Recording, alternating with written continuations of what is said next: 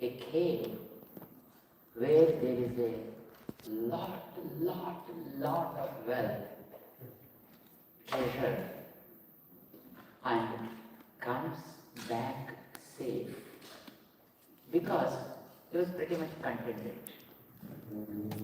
So he picked up whatever little he is in need and simply came out.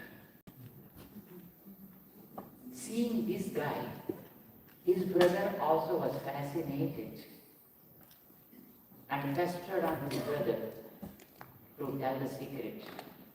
And somehow he got the clue. And then he also wanted to give a try. And went there, open sesame. And it got open. And he entered. And he saw the riches. Forgot the rest of the things. And then he was simply stayed there, seeing the riches and enjoying the riches. Purpose is not that. Because if he stays long there, the story says, after some time, again those people who are the owners of the riches, the thieves, 40 thieves, they come back. They found this guy inside. They said, "We gone." Whereas his brother knows the purpose and did what he's supposed to do, and he was safe. He was enjoying. Are we going to act like that Ali Baba, or are we going to act like his brother? So simple question. We are now in the cave. Our body is the cave where there are so many riches. Understand? Here are wonderful riches and we are enjoying them. What are the riches that you are enjoying? Can you tell me a couple of things? Seeing, hearing. Yeah, we are just completed our lunch. Tasting the things. With the tongue, enjoying few riches. With the nose, enjoying some more riches. With the eyes, enjoying some other riches. And with ears, enjoying some more riches. And with the touch, enjoying some more riches. You know, these are things. But the purpose of these 5 types of enjoying the riches is not just to enjoy. That's not we entered this cave. The purpose is to do whatever you are supposed to do and just now. Then you go out, you'll be safe. That is what is required. But unfortunately, many people forgot that. And they are seeing the riches and be happy with these things and see that they are still protected and preserved. What are we doing? To enjoy more, we are trying to use some kind of chemicals to make the tongue strong. And using some to keep our eyes strong. Enjoying something to keep our nose strong. And something we are using to make our skin strong. And meanwhile, calls from the top comes, and then we have to obey the call. This is an interesting story. Once a lady called Sheila, an old lady, very old lady. And then she went to, I think probably because of oldness, so she's visiting a doctor, and then they recommended a surgery. During the surgery, I think because the doctor's hands are very powerful, they work on behalf of Yamaraj, God of death. So something worked, appropriately well, and she left the body. Who is that lady? Sheila. She left the body. She went to God of Death, Yamaraj. And then Yamaraj asked her, why did you come? She said, I don't know. Do you have any ideas to do? Yes, I was thinking of doing that, this, lot of community service, and so much help to so many people. I was aiming at those things, but okay. Do you want to live more? She said, yes, sir. Okay, I sanction you 20 years. Go. Do wonderful service. Okay? And then God of Death said and sent her back. And she came back from the operation room, out. And then she became a bit held. Immediately, because she was an old lady, right? So she wanted something, she went to a spa and wanted some kind of plastic surgery so that she can look young. And she did everything, and then she wanted to use some kind of steroids so that she can become fit and active. And she wanted to do some other things. 6 months were spent, and then she died. She died. She was pretty much upset. Again, she went to God of Death and Raj. You said 20 years of sanction to me, but it's only 6 months. I came here. Why? And Yamaraj asked, who are you? Who are you, first of all, demanding me all these kind of things? Who are you? He said, don't you know? I'm Sheila. God. I saw Sheila in a different way. But now you look something different. I sent you for a service. But you did service to yourself, first of all. So that you look young, you look strong, and then you can enjoy more. That is what we are all doing. Somebody purchased a car. What car? Very, very costly car. You know? Latest Tesla. Or maybe another better car than that. Brought it to his home. Constructed a very wonderful garage for that. Kept it inside. Every day he used to come to the garage, open it, clean the car, and he used to go back walking to his office. Somebody asked him, I saw you purchased a car, it seems. Of course. And then you would have come in that car to your office. Why you are catching train and walking and all this kind of things? You can use it. No. If I use the car, it gets damaged. Then why did you purchase the car? Is it only to keep it shining always? And just, but the switch is just on the button and then it says a trip and then, okay, or it's in good condition, and close it, and close the door, and then go. Purpose of the vehicle is to use for better purpose. Not to maintain the car, you own a car. This is a car, our body is a car, powerful car given to us, not just to keep it always in good condition.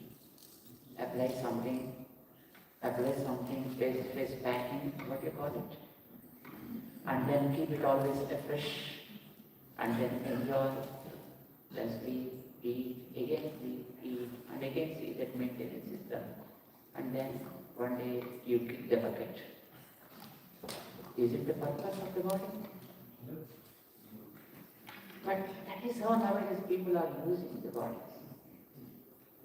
To enjoy more, to earn more, to grow more. Unfortunately, forgetting the purpose for which the car is owned. Car is owned to travel, not to maintain it, to use it. Use it for the goal. So this is the purpose of our human body. Given very in our scriptures, there was a great sage called Parasara, who says, Vichitra Deha Sampatti, Vichitra Deha Sampatti. This is so mysterious. The body is so mysterious, but it's a great life. See, all doors are open. Open, nostrils open, eyes kept open, ears kept open, but life doesn't go. Life doesn't go. But if somebody wants to preserve the life in the body and close all the doors, within no time it goes out. But from there, we don't know. Vichitra Deha Sampatti Dehinam. We are all Dehis. Our name is Dehi. Dehi means one who possesses a Deha, a body. So we are all Dehi. Dehinam Vichitra Deha Sampatti. And then this is Kranabhamura. How long it lasts, we don't know. But we plan for this year, for next year, for 5 years, for 50 years, for 100 years, for 1,000 years. Plan. Right? And people encourage that, dream big. So we are dreaming. But we don't know when it will be stopped. Dehinam Kshanabhanguraha. You may ask me, Swamiji, you are saying wrong. We are not Kshanabhangura. We are long. We have longer life. But it is cheating us. I'll tell you one example. What our Adva said in one of his songs. Have you ever seen the lightning that comes from the clouds? Lightning. Vidyullata, we call it. Just a big line, like that. What do you call it? Blitz. That's good. Thunder. Did you see them? Yeah. What happens when it comes up? Light. Big light comes, right? And do you ever plan to write something depending on that light? Take a pen and a paper, let the lightning come. I draw something here. Do you plan? Why?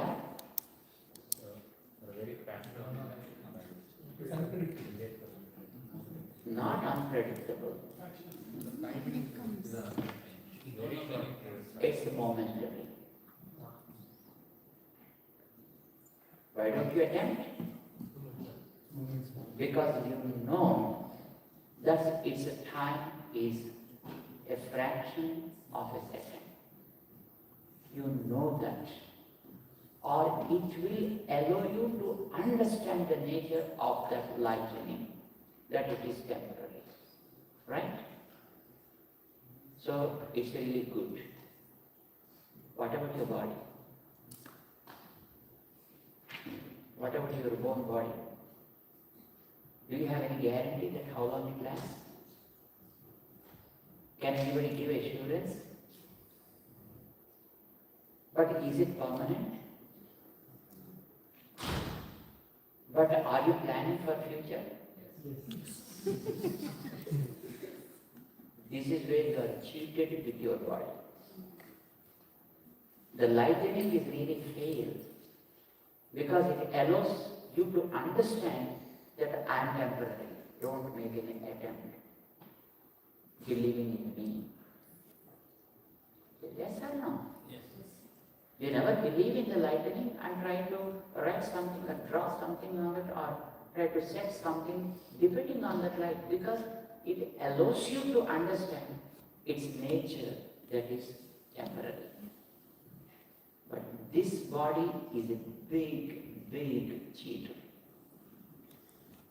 This never allows you to understand this is also a temporary stuff. Yes or no? That's why the sage Parasara says, Dehinam Kshanabhanguraha Deha.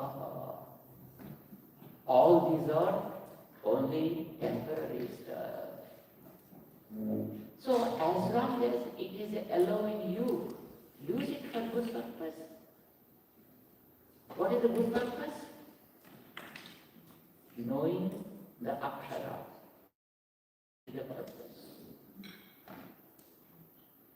What does it mean by Akshara? Kshara, perishable. Akshara, imperishable.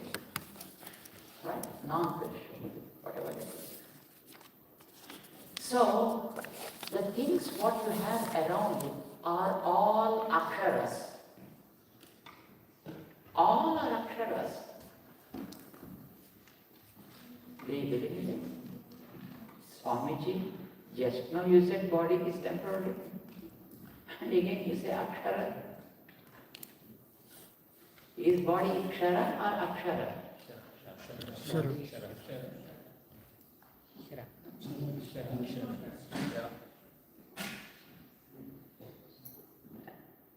Not confident. Shara. Bodies are akshara. With what bodies are made? Material elements. 5 elements. Air, water, fire, Ether. air, and akasha, space. These are called 5 elements. Raw material for these bodies. For what bodies? All bodies. All bodies, human bodies, bodies of animals, bodies of trees, bodies of mountains, bodies of plants. These are only the 5 elements. No? Still there are some more, but let us understand these 5 for this moment, for time being. Okay? Bodies are made of 5 elements. Plus there are 3 more. I'll tell you later about them. Because that is also revealed by Krishna. Right? 7th chapter. It is 7th. So we will tell you about it. These are made, but do you expect that the elements are perishable? Elements are perishable? No. Earthly elements, let us talk about. Body is made of earthly elements. Whatever you see here, I think it is something made of earth. But cooked properly. You know, if you cook properly, it becomes a bread, isn't it? After it's a flour. When you cook properly, it becomes a nice bread so that you can see, show, move, eat, cut. So many things you can do. So bodies are these properly cooked. Some bodies which are cooked in a specific way, they become white bodies. And some bodies which are overcooked, they become black. And some are half-baked, they become the brown bodies.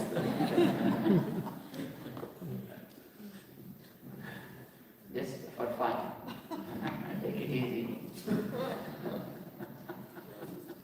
So, these are processed, what I say. These are processed elements body is made of. And when the soul leaves the body, what happens to the body? Some kind of process to dispose it of. Some people bury it. Some people burn it. Either way, no, they dispose it of. Whether you bury it or burn it, what happens to the elements? Reach their original state. They just mixed up with the soil. And when you burn it, then it becomes ash and again mixed with the soil. Either. Elements, they never destroyed. At their raw level, they remain as it is. You understand? Same with any element, even the water. Here is water in your body. Right? Because you have a smooth skin means it is because of the water in the body. It is like this. If there is no water, then it becomes a dry. So there is water inside, but the water goes out. As you dry a piece of cloth that is soaked, washed and dried, then it is being dried. What happens to the water in the cloth? Got evaporated. And then it formed clouds. And again that becomes rain. That comes in the taps. You drink it again. And you release it again. Again that goes up. Again that comes down. Goes up. Comes down. Same thing. Same water. So also the fire. So also the air. So also the space. These 5 elements are indestructible. You understand? They never get destroyed, but their shapes are changed. I think many ladies may be knowing gold. Do you know the gold? I'm talking about Indian ladies. They are very much fond of gold. You too. Good. And gold, you keep it in any form, it will never get disturbed. The weight of whatever the amount of the gold you take, convert into any form, reconvert it to gold, the same amount of the gold is remained. That's why it is taken for the currency. To match the currency, that is how they take the gold. Some people sometimes, when there are probably something raiding happens with the people who are possessing gold, then they people convert the gold into some kind of black stuff. Do you know? You don't know? Okay, no problem. They convert the gold into just black powder. And again, from that, they reconvert to gold. The gold remains as it is. Not even a micron grows or goes out. That is the gold. That is the interesting part of the gold. I think it is same with any element. Same.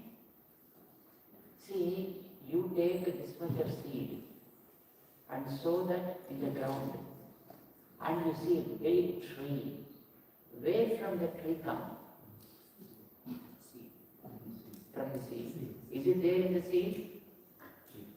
In that size? Then why this big size came? How?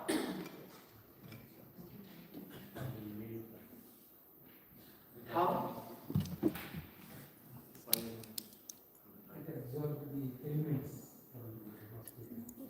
From all around, it took some athletic elements, took the moisture, took the sunlight, took the wind, and spread into the space. We, when young, they used to serve a sugar dish that is prepared in a machine called peach mithai. What do you call it? Sugar candy. Sugar candy. There's some kind of sugar candy. Only they used to take this much of sugar powder, put it in a machine, and then they rotate it. It spreads like fungus. And then they used to take it, make a ball, then keep a small stick, and then give it. Children used to enjoy that. Only this much of sugar they take, they make such kind of things, about 25 or 30 balls. But if you make them again core, it remains only this much. We see that with our bodies. Though the body carries, 100 kgs or 200 kgs sometimes for some people, some blessed people. But when it is again burned, only this much of ashes will be there, the remaining. Right? And even if you burn more, even that also will be evaporated, and you may not see anything at all. But don't think that emptiness is not empty, real empty. It is something full with a lot of stuff in it. In any seed, I think we the human beings probably started our life knowingly as a small cell. And then we became a zygote in the mother's womb. And then now, see how big I am, how big you are. How this small cell became this big is because it drawn a lot of earthly stuff, water stuff, light stuff, wind stuff, air stuff, and then slowly got expanded like the sugar candy. I am a sugar candy, but if you really go to the elements of this, maybe this much will remain there. If you still go back, I think nothing will be there. Don't think that nothing is nothingness.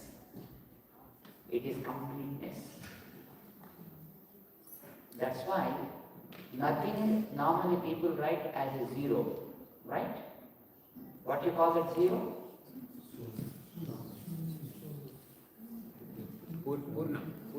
Some people call it sunya, right?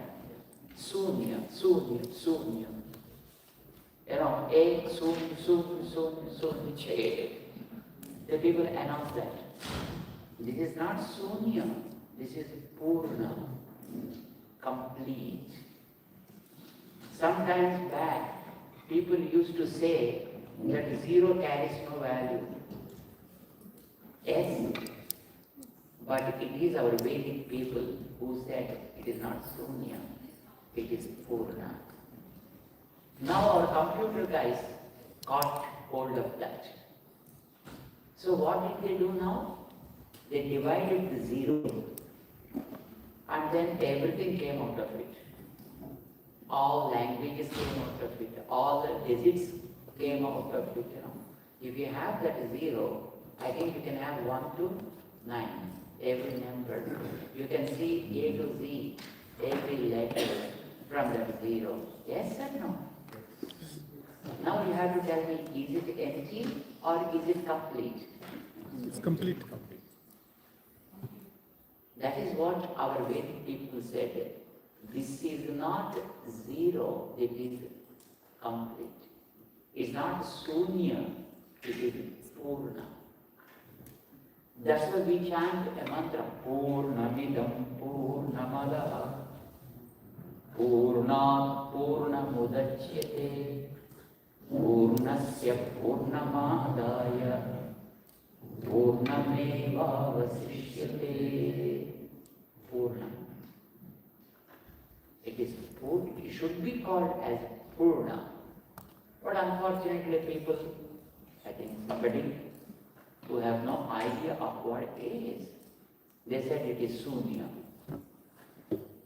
So they said nothing is there. This is what the Vedas said. Don't say nothing. Because you are not seeing something there. So the father said to his son, go, bring a banyan seed.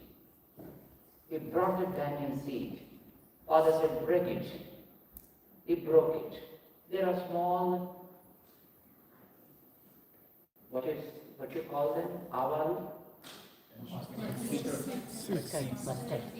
Mustard seeds, right? There are some small stuff like mustard seeds. And then father asked the boy, come on, bring one among those mustard seeds. He brought, break it, he said. He broke it. See what is there? Nothing. Because when you pick the banyan fruit, break it, you can see so many mustard seeds like stuff. And if you break one, you see nothing. So father said, that's okay. Then you take that seed and sow it in the ground. Then he did it. They come after some time. He came after 3 months. And father asked her, where is my seed? Dad, what are you asking? You asked me to sow the seed, I sowed it, and then there is a plant, it came out. Okay, take care of it. It took care of it. It became a big banyan tree. And then father asked him again, hey, where is the seed? Dad, tree is there. But you said there is nothing inside. How a tree comes from nothing? If something should come from nothingness, I think human beings also should come from the seed. Some buffaloes should come, some horses should come, some lions should come. But are they coming from the seed like that? No. That means that emptiness, what you thought that there is nothing, is not really emptiness. It is completeness, but in an invisible state. What do you call it? Invisible. In an invisible state, probably the subtle state, let us say it. Subtle, small, so tiny, which you can't see with any kind of device. Because there is a lot, it came out like a plant, like a tree there, and you are able to see the whole. It's the same with anything. So my point is the elements responsible for formation of the body, they never perished. They were there always. But their union keeps changing. Their formation is changing. Then depending upon the form, the name will be changed. Basing on the name, activity is changed. Got it? But elements are the same. Same elements. So, now can you say that the elements are probably the nature? Is perishable? No, not. How do you call it then? Is it Akshara or Akshara? Akshara. is Akshara. And what about you? Akshara. The soul. Akshara. Is it Kshara or Akshara? Akshara. Did you see that? No? Strongly saying the Akshara. I asked several doctors, Doctor, did you see the soul? Doctors used to say no. Then why did you say he left? Huh? See, when the surgery went wrong, and doctor comes out and the parents, the relatives are waiting there, very curious and very serious. Doctor comes and, I'm sorry. And then he leaves. He says, I'm sorry. Hey doctor, did you see the soul leaving? Why did you say that he died? I asked several doctors so far. Nobody has ever accepted that he has seen the soul. But they say soul is not there. And so the body that is staying here is it object. And before that it is a she object or he object. But now they declare it as an it object. They say cover it and take it out. It. Hey, why you are calling it? It is my mother. It is she. I'm sorry, my friend. Doctor says, I'm sorry, my friend. Don't become emotional. Stay in the situation. Doctor says so. So, my friend, none of us have ever seen the soul. Nobody in your sense. Neither I, not you. We take it for granted because the Vedas talk about the soul. As the essence of Vedas, Bhagavad Gita talks about the soul. So we take it. And the Bhagavad Gita not just simply said the existence of the soul, but it also gave the qualities, qualifications of the soul also in multiple ways, logical ways, both. We can discuss probably in our next sessions. Right? And especially in chapter 2, chapter 13 and chapter 14, it discusses exhaustively about the soul, its nature. So soul, how do you call it now? Akshara. We need to accept it as Akshara because Veda said it. And we also have a kind of experience that I think so many evidences are available. So many, like somebody born as a small girl, probably of 4 years or maybe 5 years, have no idea of the world. But one girl started telling, I have my husband in so and so place, my children are in so and so place. And the parents, they got something doubt. And they thought this is probably a mental case. But when they took the girl to doctors were so amazed to hear the words of that girl. And she says, my husband is there, my children are there. And then they took that girl to that place. And suddenly she went and hugged the husband. And then she hugged the children. And then she started calling them with their Greek names. Because nicknames only they people know. Started calling them with their nicknames. The boy, the girl's age is only just 4 or 5 years. But the person whom she is calling as her husband, I think he is 30-year-old. Of course, he lost his wife. But 5 years before, he lost his wife. And then, I think, the press people will always be there. To make their stories, more interesting and spicy.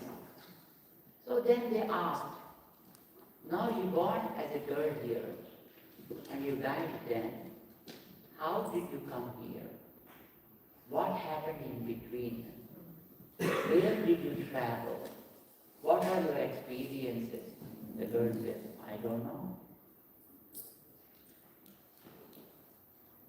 This is what I read in the papers. Forget about it. But I have seen many boys,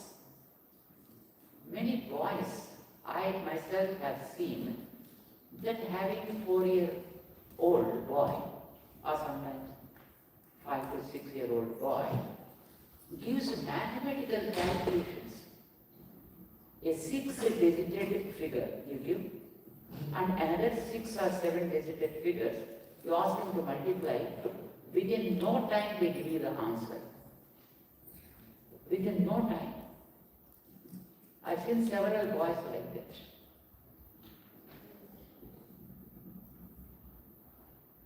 I'll tell you one boy, I think probably not he is there in Hyderabad, but of course grew up a little bit. I think, is there anybody who is from Vijayanagaram area? There is a project called Ramanarayana, do you know that?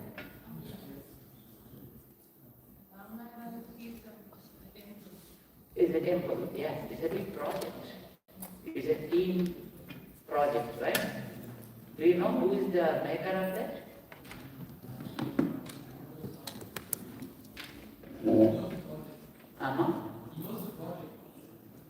You know the project?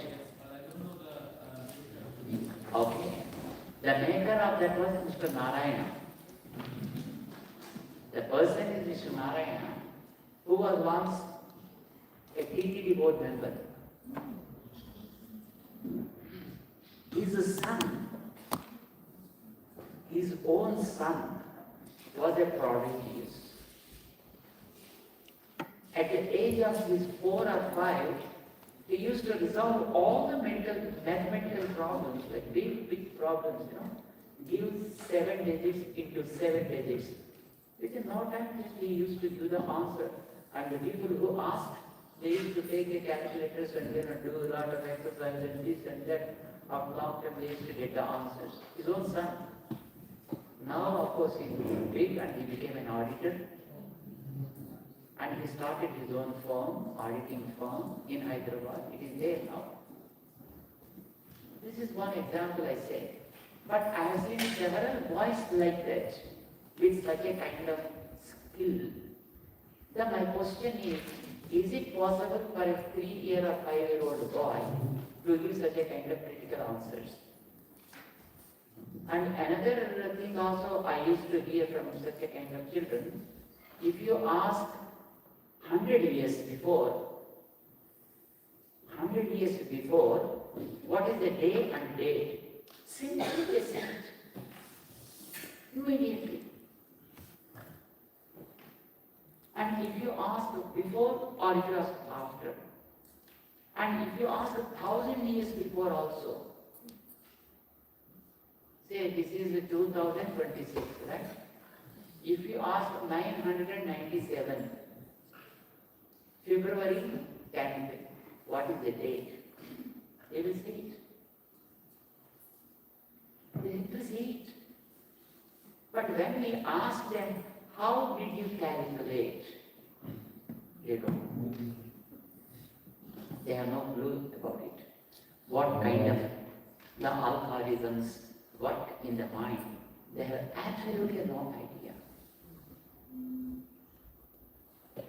Even now, As I said, that Mr. Narayana's son, who is now running an auditing firm in Hyderabad.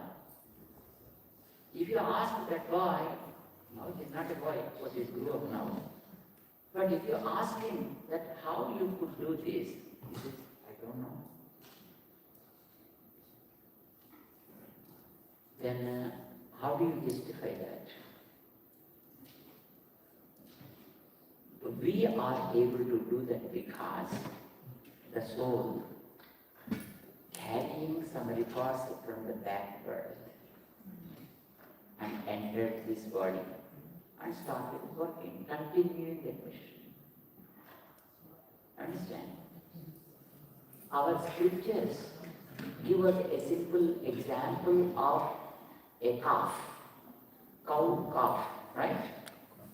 I think probably many of you, and I don't know whether you know it or not. Have you ever seen the cows and calves? Huh? Because once when we asked in America, where do you get milk from? They said from mouth. They simply said, from mouth we get the milk. So, do you have an idea about the cows and calves? How many? Good. Have you ever seen the calf when born to the mother? Did you? Can you explain that to a little extent? Not how it takes birth, because it comes from the womb, that's okay. What happens immediately after the baby fell on the ground? Stand. The body of the calf. And you start walking. Start walking. Stands. Mom goes to the calf, licks the body, and cleans the body. Totally. I'm talking about India. There, I don't know what they do here in the Western countries. I have no idea. I visited a couple of days, but I didn't ask them how you deal with it. But because we also have a big Goshala with us, so we have approximately 500-600 cows with us. So we regularly receive. When the baby is delivered, the mother cow licks the every part of the body of the baby and cleans it. Within no time, the baby stands on one's own legs and hands, and then started making the initial steps here and there, searching for the udder to drink the milk. Mom doesn't take the baby to the udder. The baby goes to the udder, in search of the udder, and catches the udder and starts sucking the milk. Start drinking the milk. For human, I don't think that any human being does it. It's only mother who has to take and feed the baby. But there with the animals, they themselves, I don't know how, they stand, walk, search, catch the udder and starts drinking the milk. What makes the baby to realize the place of the udder and drink the milk? Baby also searching for Baby? born baby. You have it here. Baby starts to plan and starts for the breast of the mother. With humans. Yes. But still the babies don't do that. You first of all do the training. Then only babies come to you. Understand? You have to take the baby to your laps first. Then only they take milk. But for cow, have you ever seen the mother cow takes the baby to the udder and feeds that? No. Baby wakes up, stands up and searches for the udder and then goes to the udder and then starts drinking the milk. How? Why?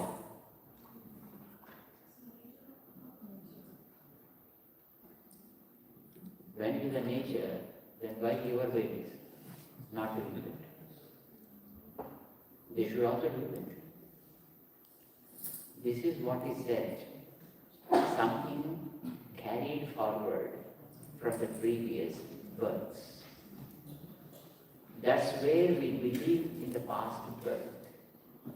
That's where we believe that during the migration, that soul carried some records which allow the baby to grow to some extent.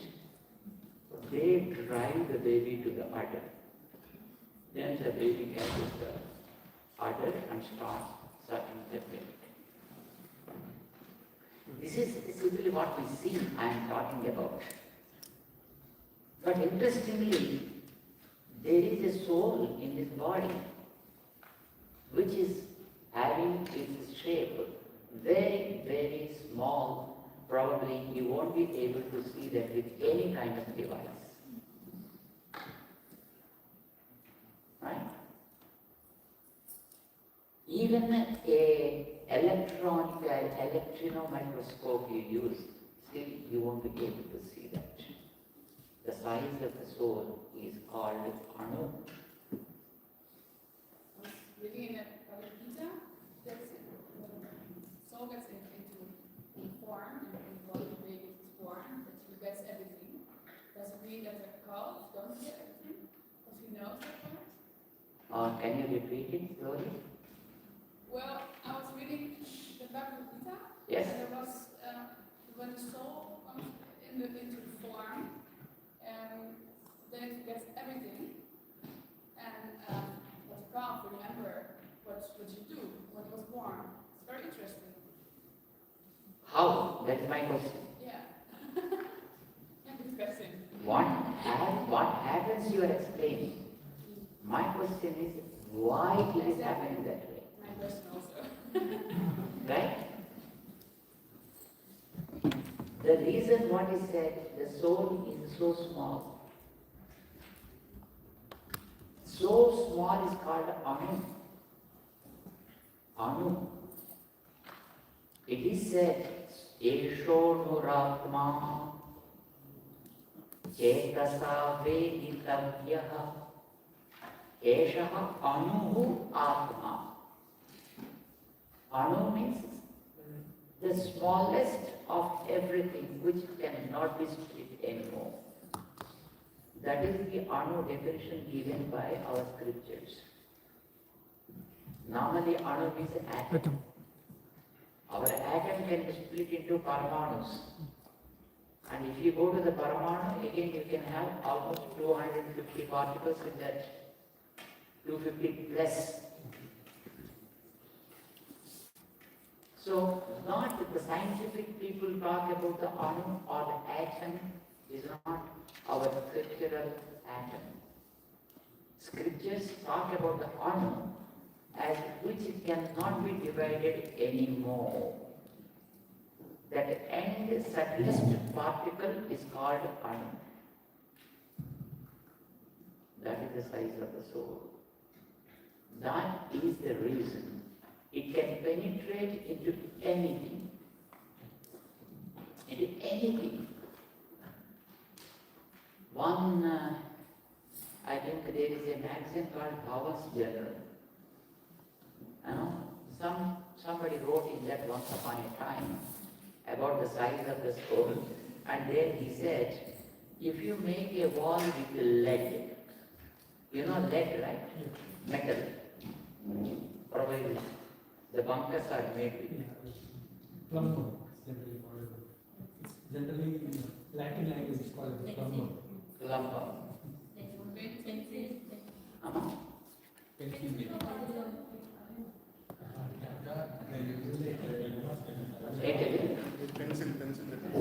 No, not this lead.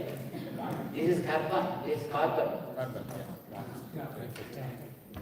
I am talking about the metal lead, no, which is probably the very strongest metal. heavy metal also. And people to save themselves from big bombs, they create lead walls under the ground and they keep themselves in them. They are called bunkers. Right? I think somewhere in Iraq or someplace, they made such a kind of big bunkers. The poor guy who died. So he was hiding himself in those big bunkers. They are called bunkers. They made, even now, I think where the radiation is given, radiation, they give X-ray, etc., radiation, the gamma rays, or the X-ray even, they create a room with lead coating. Here it is with lead coating. But not just coating, only lead wall made of 6 feet width. If the room is made with such a kind of lead walls and so even from, because lead is also a metal means it's again union of so many elements normally, right? So many elements. But you won't see the gap in between those elements. They are so closely connected. But the soul, even if you make 6 feet length of wall, can easily penetrate through all of that. Just like if you keep the 6 feet, the width of door is kept. As you walk freely from there, no matter whether you are this much or this much, if it is 6 feet, you can simply walk across that, isn't it? You can simply go from this side to that side. Like that, the soul goes through that from one side to the other. That is what the soul size is. Don't think the soul is something. We are souls. We are souls. What you say, I. That I is you. That is the soul. You can say, this hand is mine. This is not I. Is hand I? How do you say this? My hand. What about the head? My head. Mine. What about the skin? My skin. My skin. Bone? My bone. My bone. And organs? My My organs. Mind?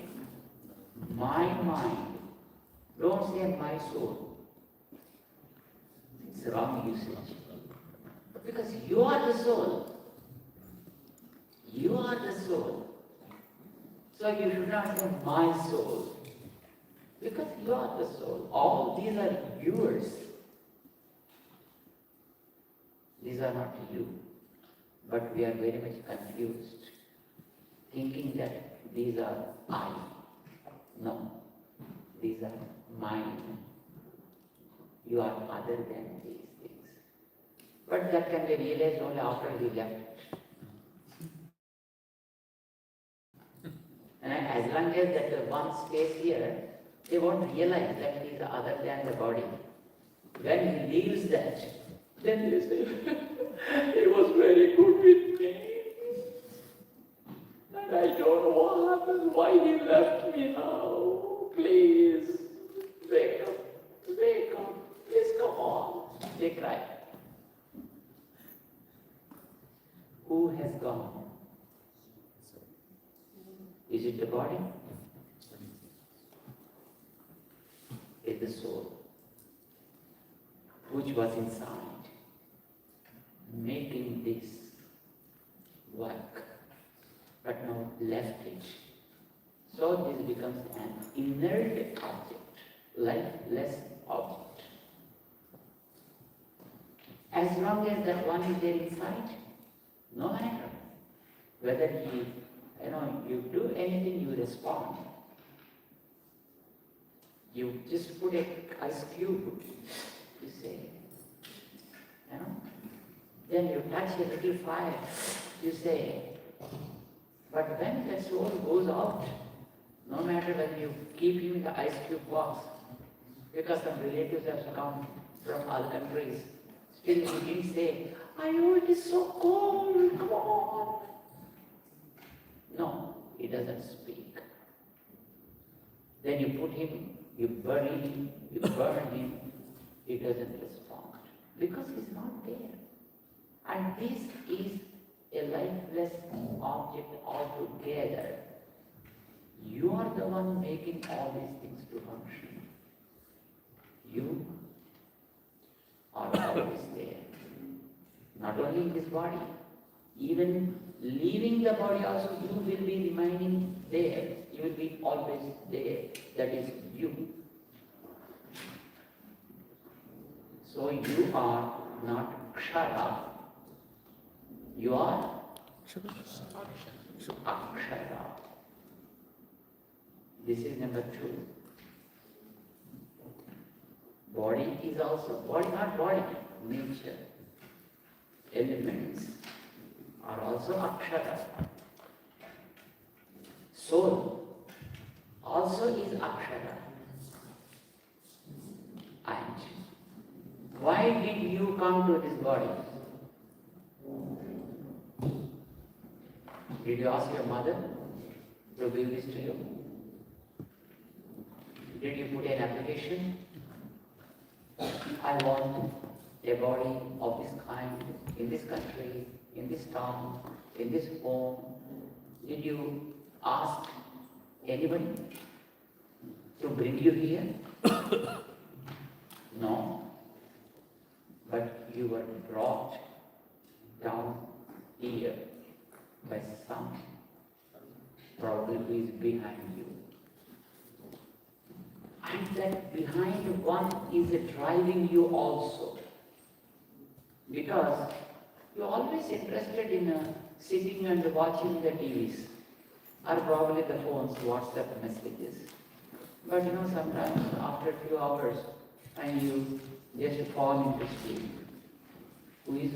Are you interested in falling asleep? Why? It's happening. There is some unseen power behind you which leads you to go through certain stages. There are some people I've seen, I don't need alarm. I'm able to wake up exactly whenever I think. Did you hear such kind of words from anybody? Yes. Yeah. I don't need exactly at 4 o'clock in the morning I wake up. Something happened. Doctors declared. And then you went to, it is 4 o'clock, my friend. Please wake up. At 4 o'clock, 4, 5, 4:15, 4:30, wake up, my friend. Do you see that the person wakes up? Why? Something went wrong. Now we are able to wake up. Not because of us. There is some power behind us which is waking us up, which is putting in sleep, which is giving us energy, which is bringing our thoughts to pop up. Again, come back to Bhagavad Gita, the 15th chapter declares it. The 15th sloka of 15th chapter.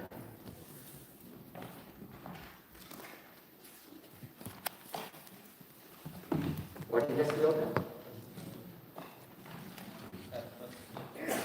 Sarvasya chaham purti sannivishtaha Matha smurtir jnanam apohanam cha Vedaischa sarvaihi ahameva vedyah Vedanta Krit Veda Videva Chaham. Is it the same sloka? Yes. There Krishna declares, I am behind you. Sarvasya Chaham Hrudi Sannivishtaha. I am very much fixed behind you in the controlling point. And because of me alone, you are able to recollect the things, not because your memory power is super. That is given by me. Jnanam. When something is said, you are able to understand it very fast, not because you are so wise, because of me allowing you to understand. We forget so many things, right? We forget so many things. Is it a good habit or bad habit? But then It depends. Right? We forget all good things and remember only the bad things. Very interestingly. Right? Whatever is needed that we don't remember. Whatever is not needed, they always keep bothering us. We forget. That is also, Krishna says, is a boon. It's a boon. Yes. You know why? Some of our relatives died. Don't go back. Some of our relatives died. And then we feel so bad. We cry sometimes. Right? And those memories haunt us always. And we won't be able to eat properly, sleep proper. We won't be able to do anything proper because of the memories of those people who were with us. Yes or no? yes, If you are not able to forget those things, can you lead your life? Now you have to tell me, is it a boon? Yes. Or a bane? So remember, even apohanancha, forgetting also is what I do because you have to lead your life. If you only constantly thinking the one whom you lost and cry and sit and cry, how can you lead the future life? You have to forget it. But it may not happen immediately. But in course of time, you have to. You know, somebody's cremation is done. Some man's cremation. His wife said, you know, I'm going for the next marriage, you know. Very fast in forgetting the things.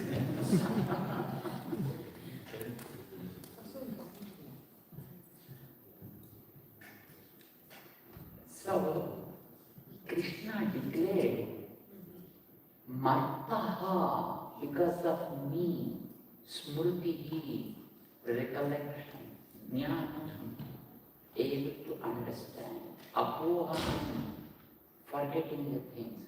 All these things I make to happen because I am the chip inside. I make everything to happen. So, what we call is the Akshara, God, is also there always. Not only with me, with you also, with everybody. Let them believe or not, that's not my point.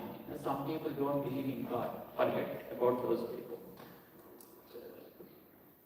If you do not believe, who is the loser? Am I? Some people say, I don't believe in sun. Because I'm not seeing sun anywhere.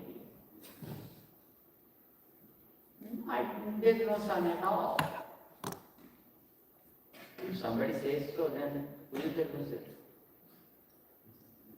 Because you believe in sun, and then you keep the solar panels, you draw the electricity, you generate the power, and you distribute the power. I don't believe in sun, so I don't know how to deal with it. And then I'm the loser. Some people may say, I don't believe in the wind, in the air. Don't believe. Go to him and just close his nose and mouth.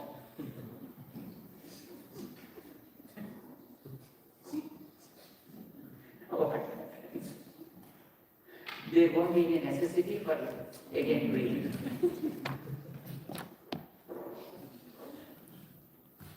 Not believing in the universal truths, those universal truths are not losing anything.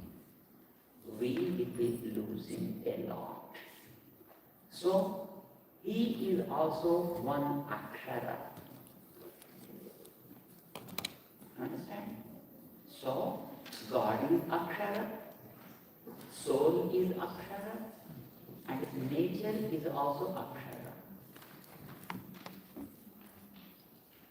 But among these two, these three, God whom you call as God is the one who supports the rest of the two.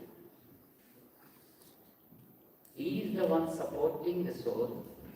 He is the one supporting the body also. Soul cannot support the body by itself if the support of God is not there from behind. You understand? See, I hold a mouthpiece in my hand. It is supported with a battery. Alright? Because there is a battery and it's functional, if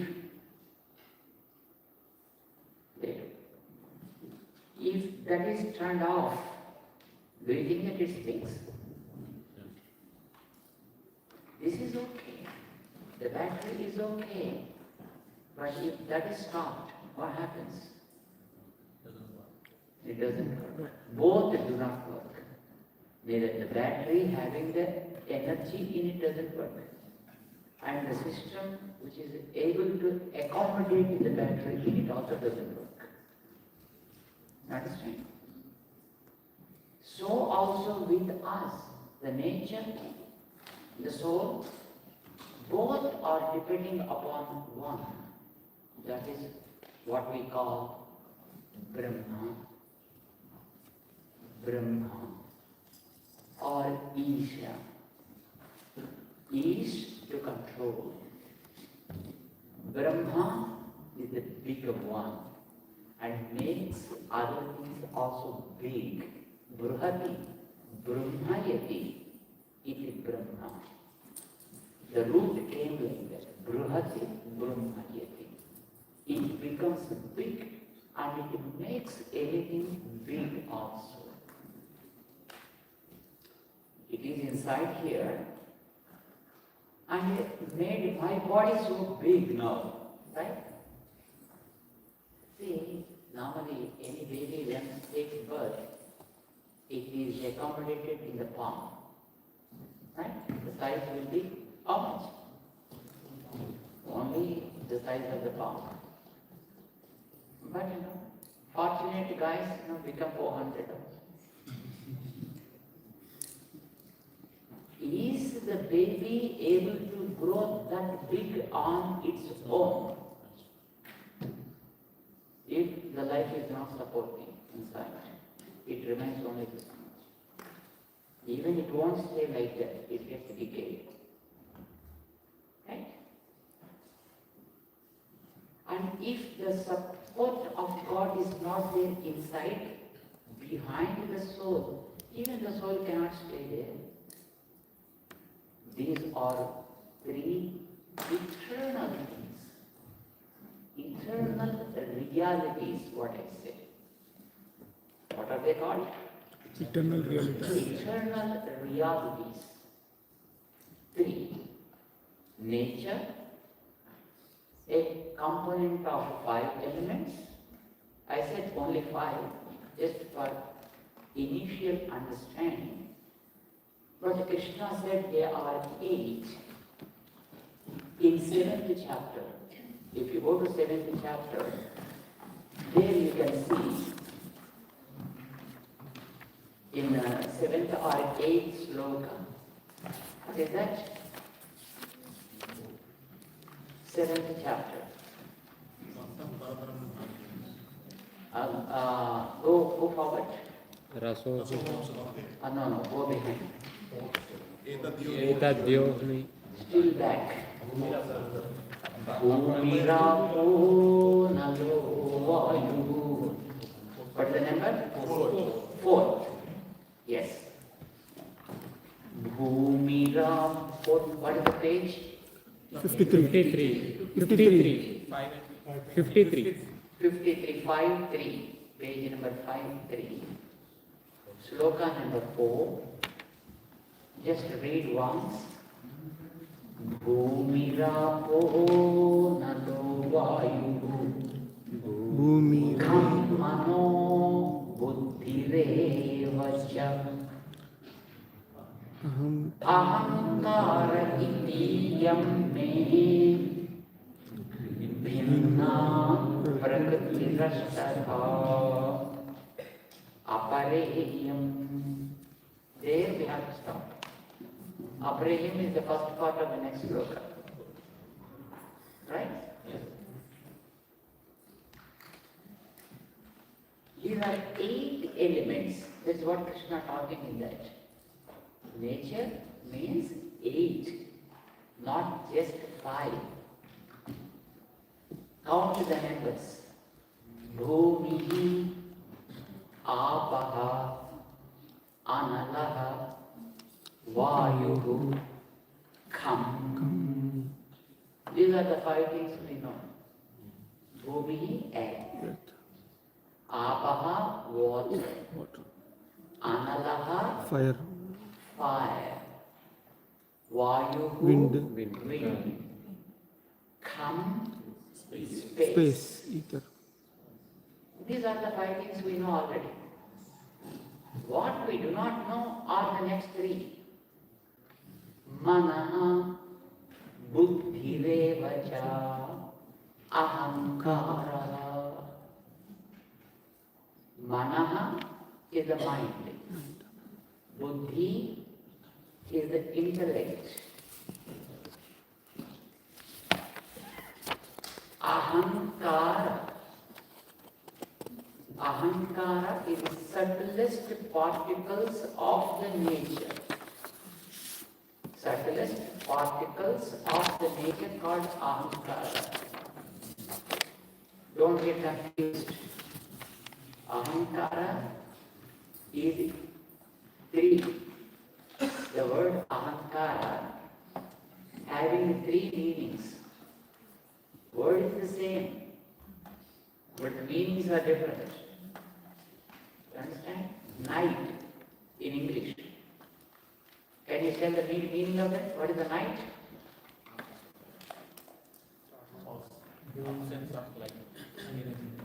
Night. Absence of.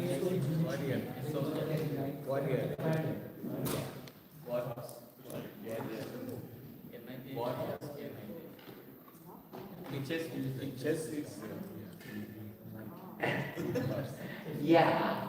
So night is Ratri is one meaning. Night is a commander. Warrior. Is the other meaning. Word is the same, but you write in different way. One is N-I-G-H-T, another one is K-N-I-G-H-T, K-N-I-T-E. G-H-T? G-H-T. And another word is N-I-T. Words may appear same, but meanings are different. So also, ahankara has three meanings. One is, yeah, words are same. Words are same, ahankara. One ahankara is always we feel. No equal to me. Ego. Ego. Ego. One meaning is ego. It is also called ahankara. Another one is misunderstanding of the body and the soul. Both are different. Body is different than the soul. But clubbing both of them and talking is called ahankara. Anaham, aham kriyate. Which is not aham. Thinking that as aham is called ahankara. Aham is the soul, not the body. The I means the soul, not the body. Though that is aham, but we wrongly say that this is aham. But this is lost, it is not aham. But because they are closely associated, then we say that is this aham. And look at me, aham. I am a red color, right?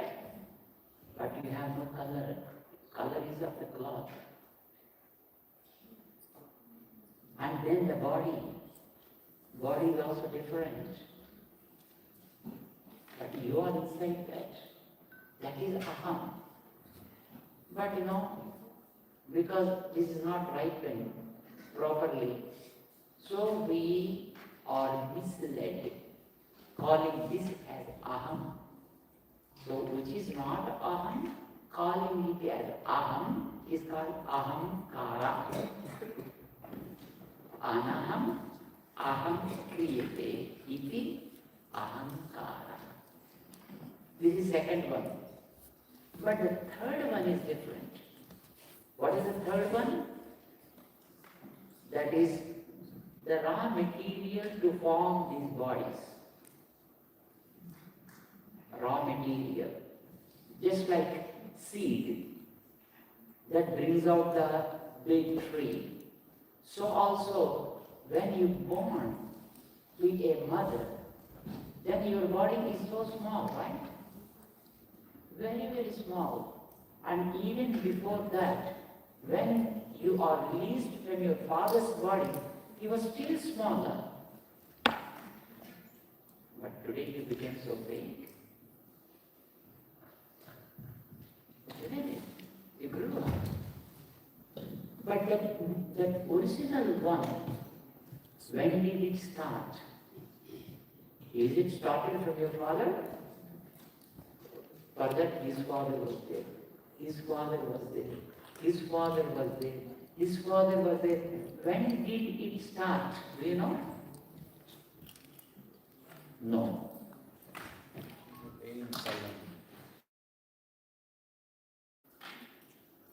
I think the existence of this material is long. It's not started a day or a yesterday or yesteryear or a millennium. Understand?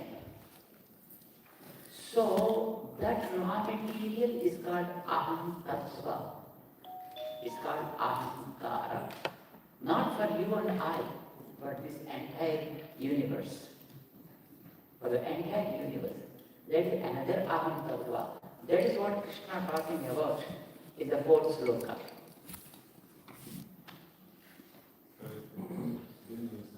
Raw material. What's the difference between the raw material, Panchbhutas, and Raw material is the origin. Origin. Origin. Origin means what? Source. origin? Origin. Okay. That is called the aham tattva. See, from which the entire universe is evolved. That what you call that is the raw material. Source material, let us say. Because of cause, What's that? because of cause. Because of cause. Karana is not the right word to use. Because for every person there is again a cause, right? For every creature again there is. As you human beings have some cause, so also for animals, so also for mosquitoes, so also for flies, so also for fish, for every creature, there is some source from which the entire thing is evolved. See, for example, if you take a bean seed, beans, you sowed that, and from that a big creeper came out. On that creeper you got probably thousands of those fruits. And from that you took one and again sowed and again thousand. But what the first beginning seed you sowed, is it the beginning one? Or is there any beginning for that? There is again beginning for that. That also contains all this stuff in an invisible form. Invisible form we call it because it is so subtle. Called Sukshma. Sukshma Rupa. That is called Aham. Sukshma Rupa carries the memory from Everything. Thank you. Everything. Let us take us as an example. This is not the first body to us. Right? Probably before this, we might have taken millions or trillions of bodies. Not just human bodies. We don't know in which body we were there previously. Whatever is done during those bodies, all those records are very well preserved with you.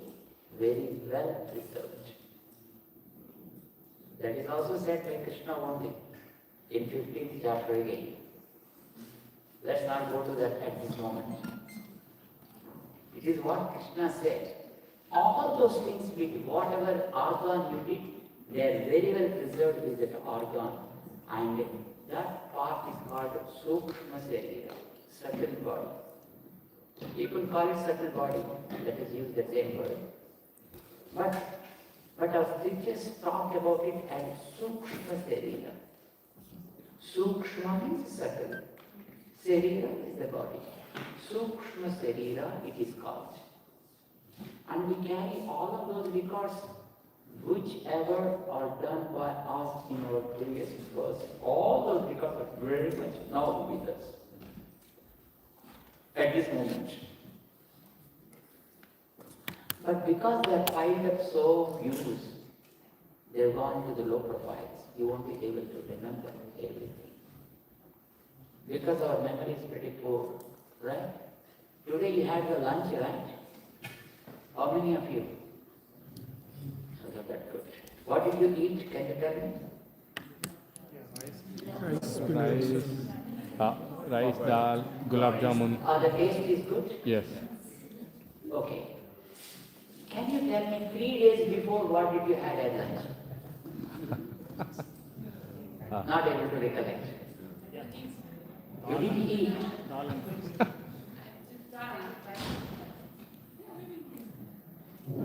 What about 1 year before?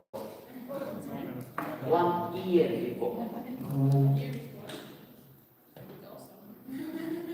Can you remember? Yes, and there it is.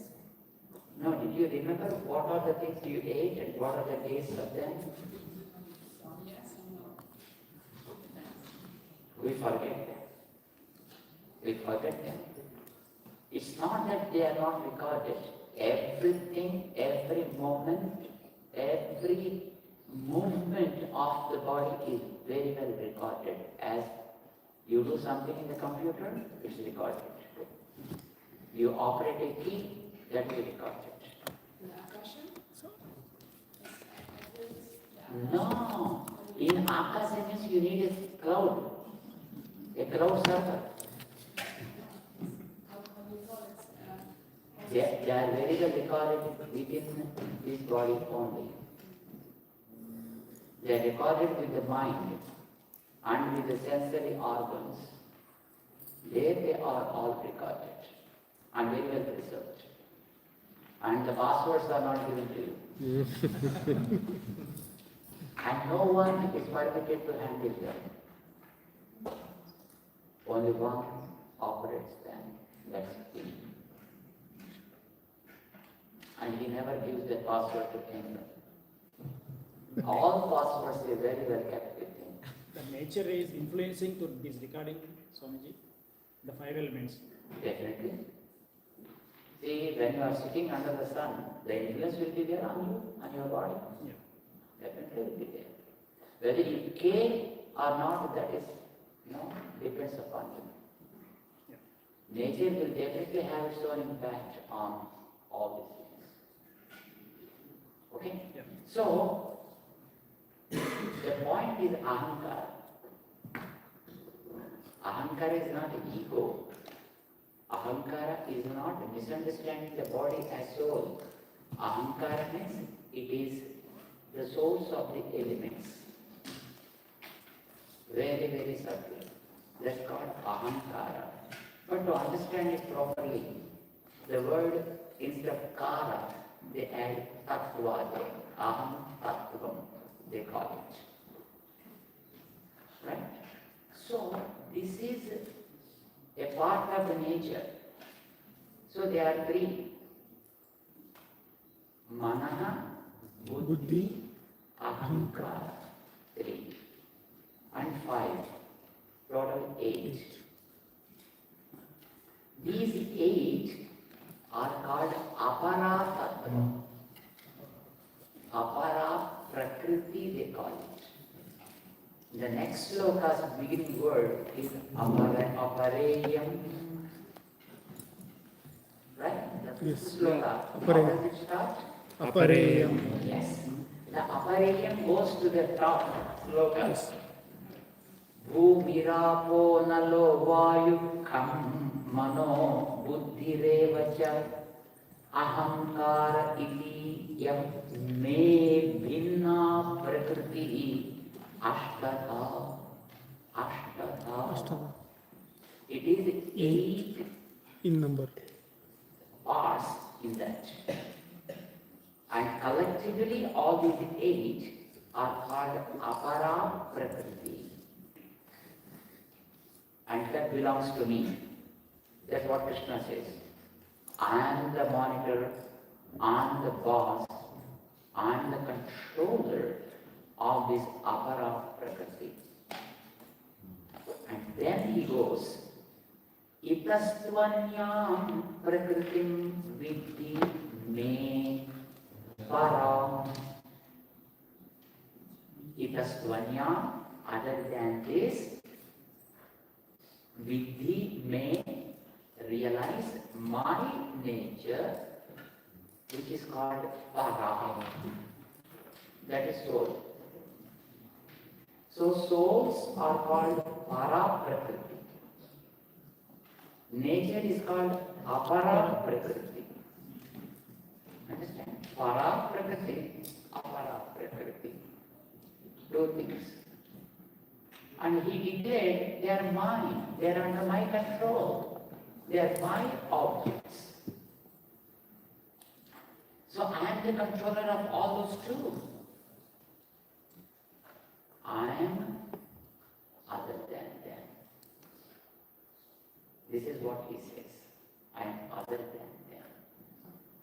So we need to understand 3 things. One is the controller, and there are 2 things under his control.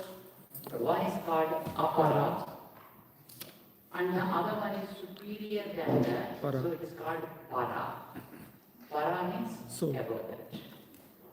Because in this there is no knowledge, but with you there is knowledge. Soul possesses knowledge.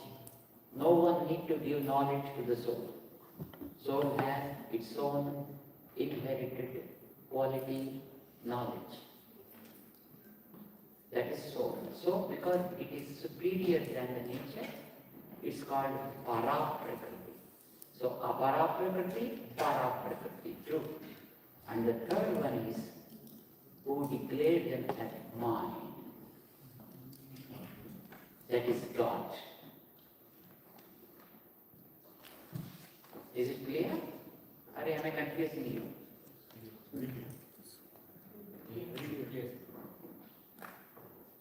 So there are three realities. That is what you need to understand. The nature is real, and souls are real, and God is real. These three are always together.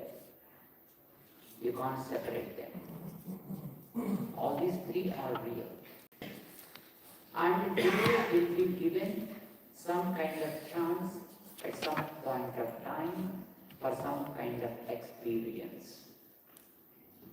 And he is the one